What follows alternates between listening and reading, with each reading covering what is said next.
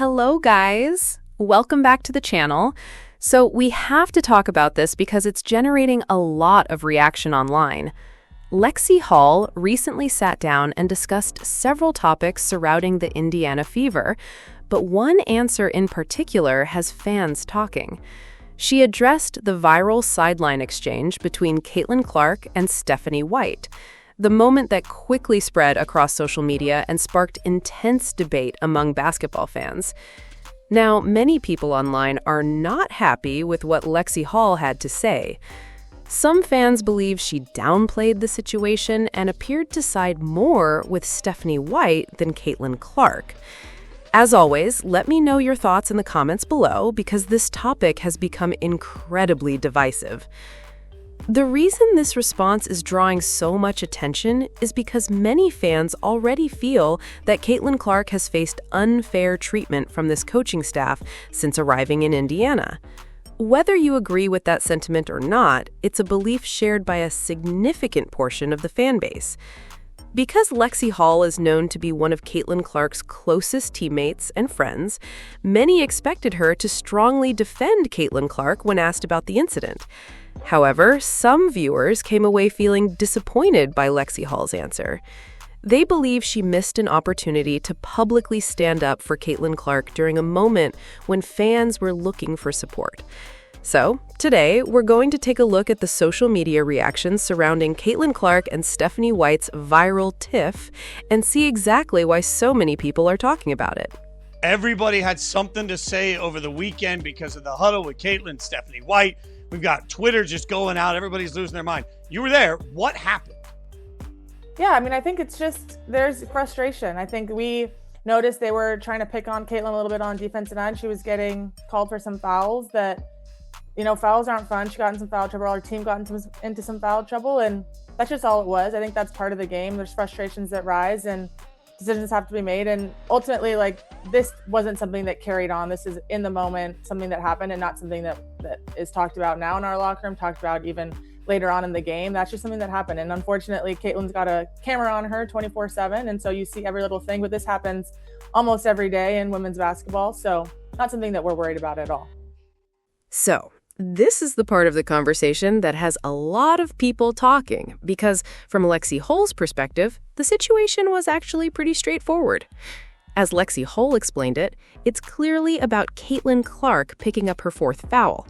Stephanie White is frustrated because she believes Caitlin Clark committed the foul, and she's reacting to that moment.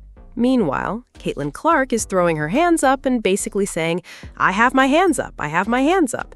She's convinced she didn't commit the foul and doesn't agree with the call at all. Now, what everyone saw next was Caitlin Clark and Stephanie White going back and forth on the sideline. Stephanie White wasn't backing down, and Caitlin Clark wasn't backing down either. Both were visibly frustrated in the heat of the moment. Caitlin Clark felt she was being unfairly blamed, while Stephanie White was focused on the foul situation and managing the game. Now, in the grand scheme of things, most reasonable people understand that there is nothing personal between Caitlin Clark and Stephanie White. You can debate the basketball fit. You can question rotations, coaching decisions, and strategy all day long.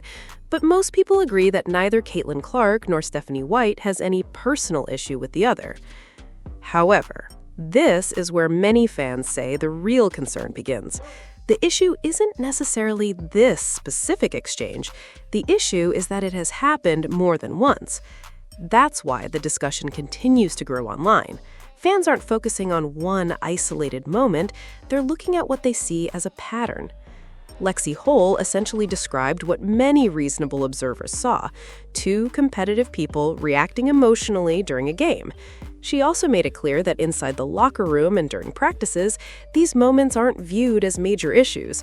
According to LEXIE Hall, the team doesn't spend time dwelling on these exchanges, and they certainly aren't allowing them to become distractions.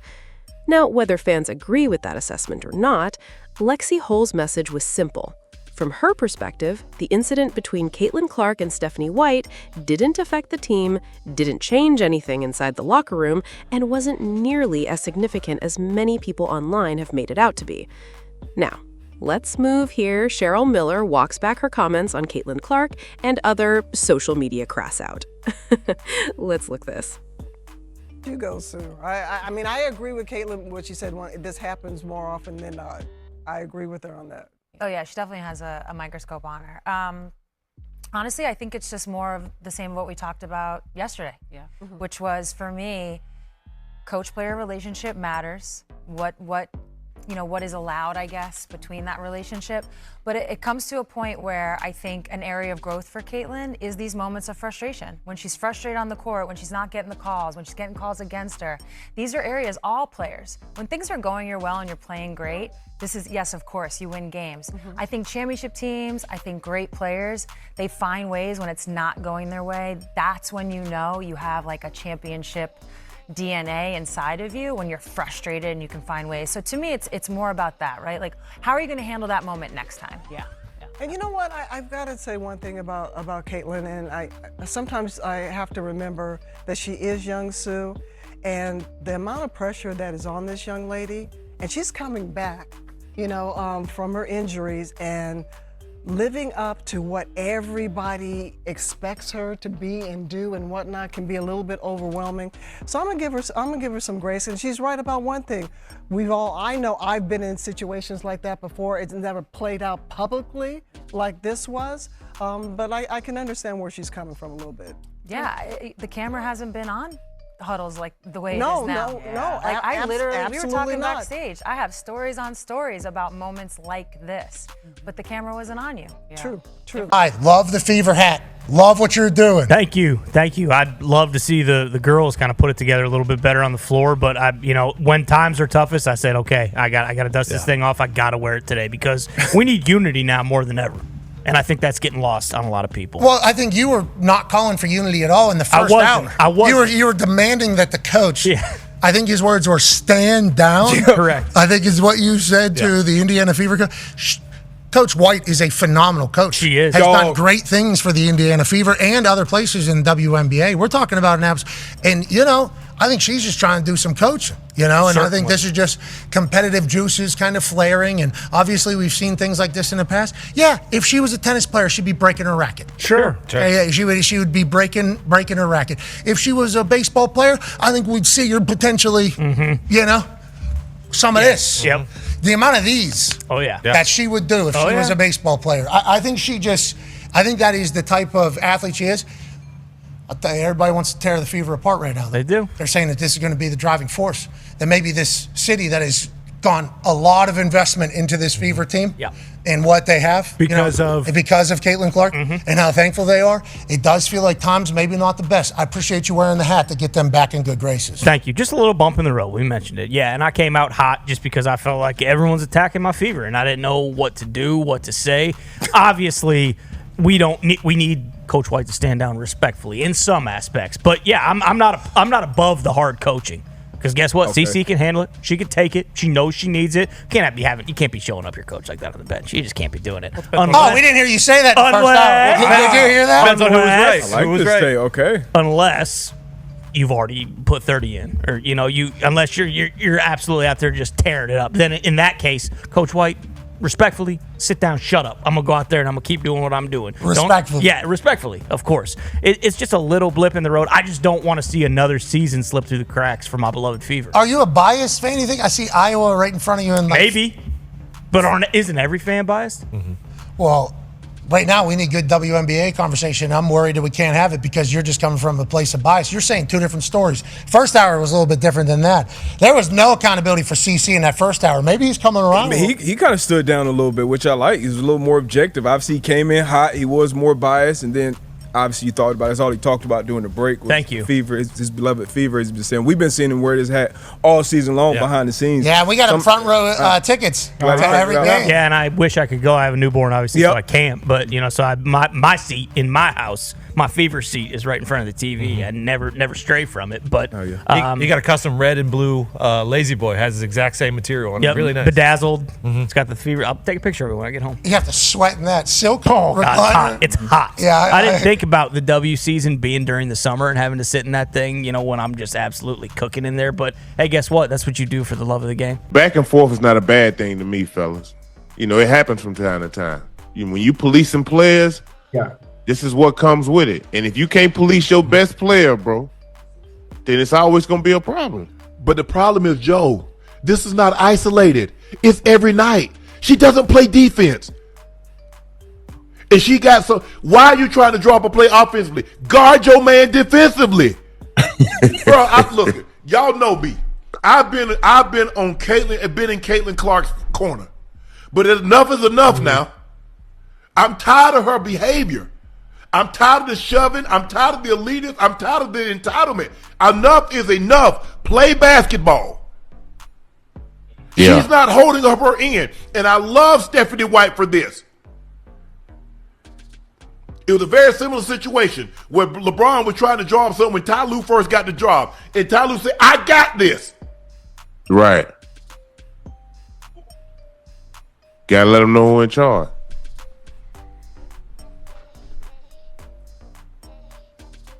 Ain't nothing wrong with a little passion. Where is that passion on defense?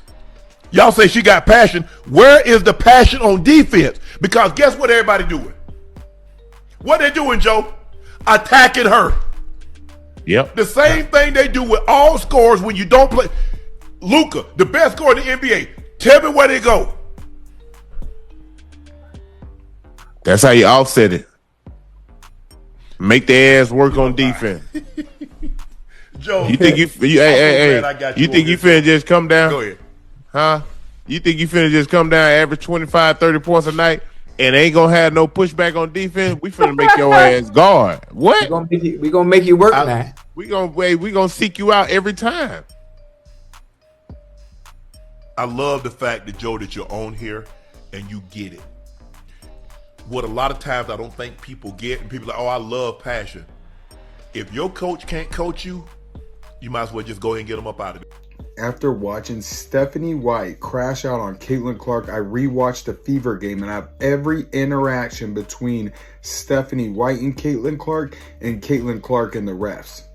I know Caitlin Clark said it wasn't the officiating, but she didn't show up to a post-game press conference and was already in the doghouse. And what I think, she was probably issued a warning, and she was not about to blame the refs for this loss. But it's worse than you thought. Wait until you see this footage.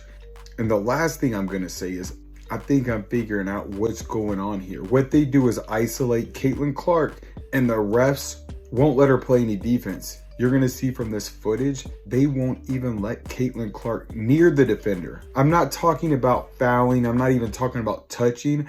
I'm talking about a ref looking right at Caitlin Clark and the person she's defending and calling fouls, getting her in foul trouble. So then when they isolate her, she's already in foul trouble, and there's nothing Caitlin Clark could do. Not only that, Stephanie White is subbing her out with 3 minutes gone in the first quarter. Can you imagine Michael Jordan getting taken out of a game 3 minutes into it? I mean, they were up 8-2. Caitlin Clark had 2 points, 3 assists, a rebound in the first 3 minutes.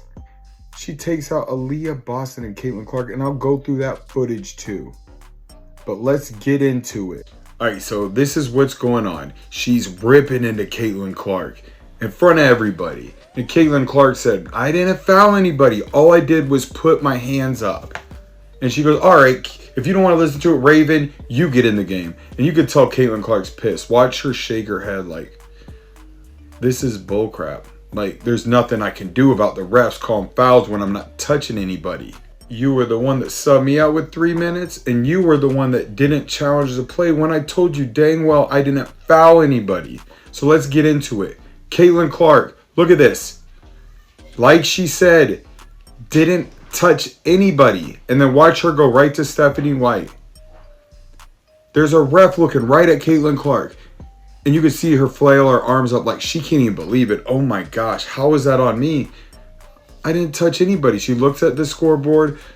No, I didn't foul anybody. Look at it. And then watch this one. If anything, the offensive player made the move. Look at this. With her shoulder, Caitlin Clark's hands are out. And then about a foot away from the defender, making sure that it wasn't on her. This was the first one of the game. She's like, I did not foul her.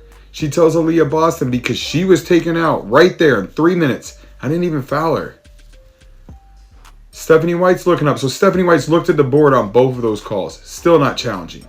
Okay, then they call this. So you call 2 fouls where Caitlin Clark wasn't even near the defender. And then Caitlin Clark, I'm glad they showed the replay because look at this angle. Like actually pummeled. There's a person right there in the back, Megan. That's a foul right there. And then the second defender comes in and just totally obliterates her. Like if that's not a foul, I don't know what is. Especially when you're comparing them to this. The third time in a row she looks over the sideline. I told you, just like when you were yelling at me, all I did was put my hands up. And she could do nothing but laugh. I think she actually maintained great composure for what the heck's taking place. And then here we go. She gets hit in the elbow. Look at this. She's been called for 3 fouls. And she keeps getting fouled. She's like, she's hitting me in the elbow. This is crazy. And look at this one. And by now, she doesn't even know what's going on. Raven Johnson gets called for a foul. She puts her head down and actually clenches her fist, so pissed off at the refs. Look at this one on Sophie. Like, it didn't stop. Look at this one. Tell me Sophie couldn't have fouled her. Look at Raven Johnson. This girl tripped over her own foot, broke her own ankle, and they call foul on Raven Johnson. But we got to keep sharing these videos because Caitlin Clark can't stand up for herself. She'll get fined, and then they're going to say, oh, she's saying the refs are the reason we lost. But we have platforms where we could actually call it as it is. Call out every single foul. And if you watch this channel, that's what I do. I'm not here to yap about something that didn't happen. I'm here to give you every single call of every single game this season. So please share this video and do it for Caitlin Clark because she does not have a voice of her own. She will get hated and they'll say, all she's doing is whining, complaining, blaming the rest. But this is obvious. So get this video out there. This is absolutely crazy. It's disgusting. I really hope that they change, but it is not looking good. So yes, there is a lot of backlash out there, and a lot of people are still debating this situation. But when it comes to Lexie Hull, I think it's important to look at what she actually said. And honestly, I still believe Lexie Hull is correct in her assessment. If you view this as a single, isolated incident, it's really not a major issue. From everything we've heard, the relationship between Caitlin Clark and Stephanie White remains fine. And as far as anyone knows, there aren't any serious problems behind the scenes with the Indiana Fever. The bigger issue is what this situation has turned into online. It feels like every small moment involving Caitlin Clark instantly becomes a major controversy.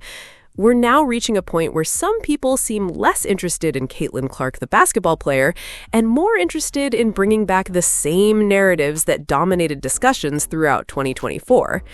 Now, when it comes to Stephanie White, there are certainly legitimate basketball questions that can be asked.